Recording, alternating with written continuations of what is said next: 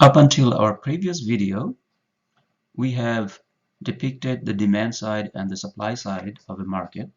And from now on, we are going to juxtapose the demand side and the supply side together in the same diagram. Demand side and supply side together will be drawn in the same diagram to show how a competitive market automatically settles down at the intersection of supply and demand curve to determine the so-called equilibrium price. So now let's ask ourselves what a competitive market means. A competitive market, simply put, is a marketplace where there are many buyers and many sellers, or at least several sellers, so that no seller can exploit the buyers by charging a price too high, because if one seller charges a price too high, the other sellers will try to undercut the first seller to attract new buyers. So in this manner, sellers will always compete against each other to undercut each other's price with the goal of bringing more customers to themselves. And oppositely, if there are way too many buyers and a few sellers, then buyers might also compete with each other to beat up the price. So that's what competitive market means. And roughly speaking, if we have a large number of buyers and large number of sellers, this kind of competition will automatically happen. Okay. So we said the market price will stabilize at the intersection of supply and demand, and that intersection will determine what the equilibrium price is. So let's see how through an imaginary example. So I'm going to make a claim first. The claim is, if price for whatsoever reason starts from a level which is higher than the equilibrium price or intersection price, that higher price in the long run will not be stable, and it will automatically come down to this intersection price or equilibrium price. So now imagine that this is a market for, let's say, bottled juice or something. And at the beginning of the season or the month, let's say the price starts at $1.5 per bottle. So that's not the intersection price.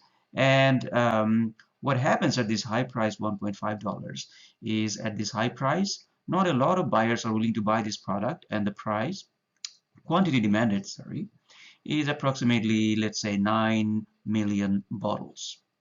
On the other hand, as the price started at $1.5 per bottle, sellers were really encouraged to produce a lot because they hoped, and in their calculation they figured out that we will make a lot of profit if price is $1.5. So say by the middle of the season or middle of the month, they brought a lot of quantity to the market as shown by the supply curve. If price is $1.5, total 11 million units will be supplied. And now we have a problem in this market, which is a gap between a big amount of supply, 11 million units, and not so big amount of demand, 9 million units. So this gap between supply and demand is called the excess supply or surplus. And if you put yourself in the shoes of a seller, you will know that you do not want to have surplus, i.e. unsold gluts of products sitting in your warehouses. Number one, warehousing is really expensive, and if the goods are perishable, then you cannot warehouse it. And if the good is not perishable but yet expensive, such as cars, such as aircraft, such as houses, those kind of products are really expensive to safekeep and store. They need heating, cooling, warehouses, etc. So sellers always try to get rid of their unsold glut products, and to get rid of unsold products or surpluses when buyers are not buying enough, as a seller, you must reduce price. That's the only incentive you can give to additional buyers so that your items get sold. So as long as there is any gap between the supply and the demand, as long as supply is bigger than the demand, price will keep on falling because there is still supply surpluses. And this process will go on and on. This decrease in price will go on and on until all the surpluses are eliminated. And the point where supply and demand curve intersect each other is the only point where all the surpluses have been eliminated. So only at this price will have no further tendency to decrease because there is no further surplus. So that's our logic to justify this claim that if for whatsoever reason price starts from a higher level than the equilibrium price, that higher price is not only unstable but also automatically comes back to the equilibrium price. Now let's take an opposite case where the price starts at a lower level than the equilibrium price. So in that case, our claim is that any price below the equilibrium price is not only unstable but also comes back up to the equilibrium price. Let's see how. So imagine we have the same market. Equilibrium price is supposed to be $1 where the supply and demand cuts each other. However, for whatsoever reason, let's say at the beginning of the year or month, price happens to be $0.75 per unit. At this low price, not a lot of quantity will be offered by sellers because low price means lower revenue and therefore not a lot of profit. And say by the middle of the season, sellers bring only 9 million units of this product to the market, whereas this price is so attractive to buyers that a lot of quantity is demanded. 11 million units is demanded, whereas only 9 million units is supplied. So now you have a gap between big quantity demanded and small quantity supplied. We call this situation a shortage or excess demand in a market. So whenever there's a shortage in a market, sellers realize that whatever they had in their warehouses, they're getting emptied out. Whatever they kept on their shelves, they got all sold out, and calls are still coming from buyers. Orders are still being placed. And at this point, sellers know that they can negotiate higher prices. And not only sellers will jack up their prices, buyers sometimes will also bid against each other that to convince sellers to give the product to them. So in this case, price will start increasing, and this process of price increasing will go on and on as long as there is any excess demand or shortage. Only at $1 price there's no shortage, and therefore the process of price increase will stop at $1, and that's how $1 price is the stable price.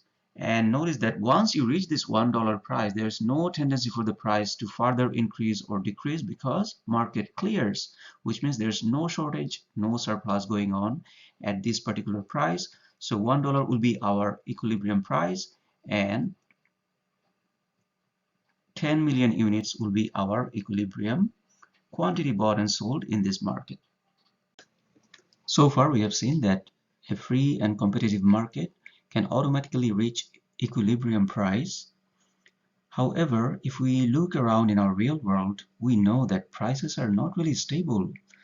We see prices of, for example, Purell and face masks increasing really drastically after the COVID-19 pandemic struck us. And now the food prices are starting to increase for the past about 2-3 months. Why do we see prices changing around us if even though our theory told us that a free market can achieve equilibrium or stable price? The answer to that question is that the demand curve and the supply curve are not stable by themselves. Occasionally, demand curve shifts to the right or to the left, and same for the supply curve, and therefore we move from one equilibrium price to another equilibrium price. So let's explore through 4 cases to see what happens to equilibrium price given a fluctuation in demand either or supply. So let's see a case where supply curve is unchanged, but demand increases for whatsoever reason. Let's say due to um, bigger population or maybe higher income of potential buyers, demand increases. So what would happen? Let's take this imaginary market where the equilibrium price was initially at $1 and equilibrium quantity was 10 million units, and for whatsoever reason demand increases. So let's shift the demand curve to the right. Now once demand increases, this $1 price is no longer an equilibrium because this original demand is no longer my relevant demand. New demand is this red demand curve, and given price at $1 and given this increased demand D1, now we have a gap between a big quantity demanded, let's say approximately 12.75 million units, 12.75, and a small amount of quantity supplied, 10 million units. So now here we have a shortage, and whenever there's a shortage, we know that price will start increasing until all the shortage is cleared out. So in this process, price will start increasing, and we will end up, finally we'll end up at point E2 equilibrium, where the equilibrium price will increase to $1.5 and equilibrium quantity will also increase to 11 million units, where the new demand curve cuts the supply curve. Now let's see an opposite case where supply is unchanged but demand decreases. Let's say due to a panic in the asset market or due to a huge amount of job losses, demand for a particular product decreases. To show the effect, let's take the same graph again. Equilibrium price initially was $1 and initial equilibrium quantity was 10 million units. We were at E1 equilibrium point. Now let's decrease the demand, i.e. shift it to the left. The original demand curve is no longer relevant for us. The new demand is D2. Now compare this new demand curve to this supply curve, and this original $1 price is no longer an equilibrium price because at this price now I have a smaller quantity demanded compared to the amount that sellers are trying to sell. So in this situation, I literally have a surplus because demand decrease. And whenever there's surplus, price will start decreasing, and we will end up at a different equilibrium point, let's call it E2, where the new equilibrium price will decrease to 0.75 and the new equilibrium quantity will also decrease to 9 million units. So in this case, we have this adjustment to new equilibrium due to decrease in demand. So in summary, we can write down using our simple symbol that when other things unchanged, demand decreases, equilibrium price will decrease, and equilibrium quantity will also decrease. That's it. Let's see a third case. Sometimes demand doesn't change, but supply can shift. Let's say supply increases due to a better technology or due to larger number of firms joining the business, so on and so forth. So we'll start from the same diagram where equilibrium price is $1 because my original demand curve and original supply curve cuts each other at this particular point. Let's call it point E1, equilibrium 1. And now if supply increases, I'll depict that by shifting the supply curve to the right. So when supply increases, then the old supply is no longer relevant, and I can see that this $1 price can no longer be equilibrium because according to the new supply curve, the quantity that sellers are bringing to the market is much bigger than whatever quantity buyers want to buy at $1. So it's in this scenario we have a surplus, which means quantity supplied is bigger than quantity demanded at $1 price. So that means price will keep on decreasing. It will keep on decreasing until it reaches the new intersection point, i.e. where the new supply curve cuts the demand curve. So we will end up at point E2. All right. So at $1 bottle, there's a surplus, and therefore price will fall, and we will reach this new equilibrium. And therefore, if demand, supply increased, other things unchanged, we know that in this case, equilibrium price will decrease, equilibrium quantity bought and sold will increase compared to our original equilibrium. Our last case. What if demand is unchanged but supply decreases for whatsoever reason? Supply could decrease if there is higher taxes, or if there is a rise in minimum wages, or if there's a natural calamity such as a pandemic which causes factories to shut down, etc. So again, imagine that we start from this point E1 where the demand and supply curve are cutting each other, so we have an initial equilibrium.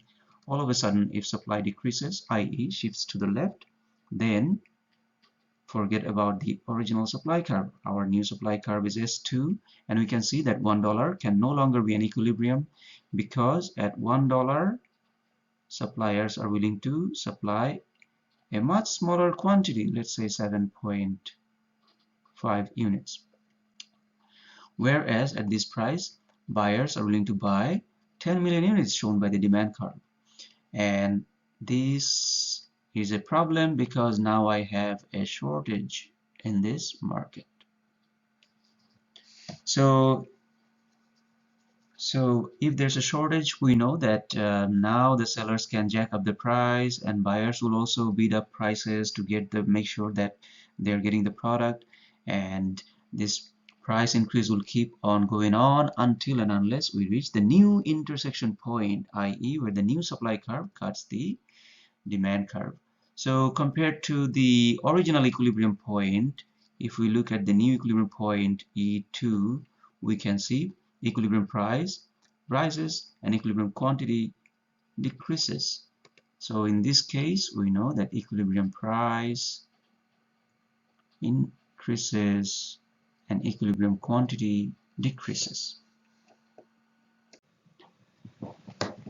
A free and competitive market's ability to self-adjust and automatically find an equilibrium, i.e. stable price and quantity, was one of the many points that noted by the proponents of free market to support free economy, free society, and free market system.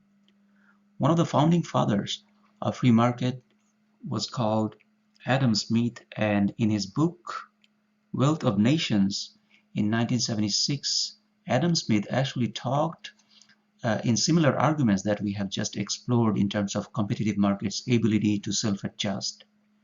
But that was not the only point that he made, or only argument that he made to support free market. There are other benefits of free market too. Now, before we talk a little bit about those other benefits and why free markets can do magic, let's just read this paragraph here. Adam Smith wrote in his the book, that when an individual makes choices, he intends only his own gain, i.e. self-interest, right? And he is in this led by an invisible hand to promote an end which was no part of his intention. By pursuing his own interest, he frequently promotes that of the society more efficiently, more effectually than when he really intends to promote it. So Adam Smith is making a very strong, very interesting point here, that when everybody is running after their own interest, for example, buyers are just trying to buy as cheap as possible a valuable good, and when every seller is trying to maximize profit, which means they are trying to charge as high a price as possible and keep cost of production as minimum as possible. In this process, even though everybody is working just for their own interest, magic happens for the entire society. So even though self-interest is motivating people to try to exploit each other, they're not being able to, because competition is counterbalancing. Due to competition between sellers, sellers are not being, no single seller is being able to get away by overcharging, because if he overcharges the price, then other sellers will undercut his price and take away the consumers. Similarly, buyers as a whole also are not being able to pay unfairly low price to any seller, because then other buyers would beat the price up and take the good away from them. So in this process, competition is keeping the system more or less fair too. On top of that, Adam Smith also argued that in a society, if we leave the markets on their own, i.e. buyers and sellers on their own devices, no government or no religious authority will have to determine which exact goods are to be produced for a society. For example, if the consumers don't like or don't need a product, then they will not want to spend money to buy that product, which means in this market, in that particular market, demand will decrease. And when demand decreases, we know that price also decreases, equilibrium price, and that eliminates profits, and those sellers will not be able to survive anymore.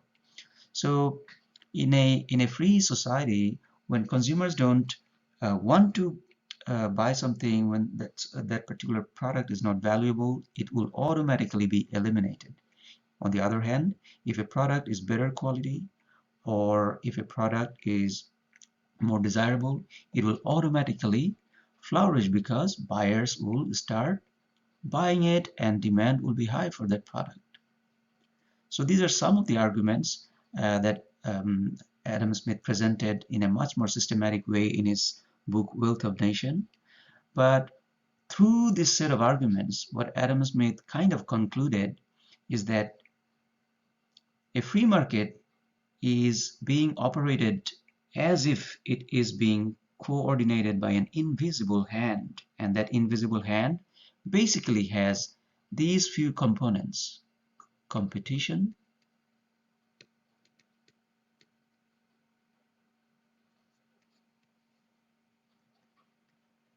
self-interest,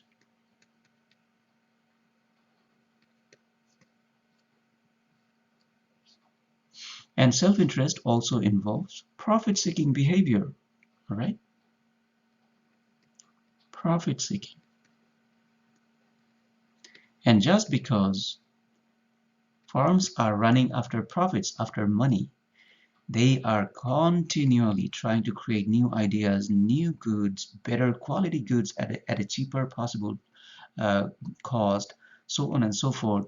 They are creating all sorts of division of labor and specialization and all sorts of complex network of global supply chain. And that's how the magic of economic growth has been happening in our society. If you look at any single product, let's say a cell phone, there are hundreds of components in it, and those components were built in many different countries by many different people that we never know, will never meet. But this magical invisible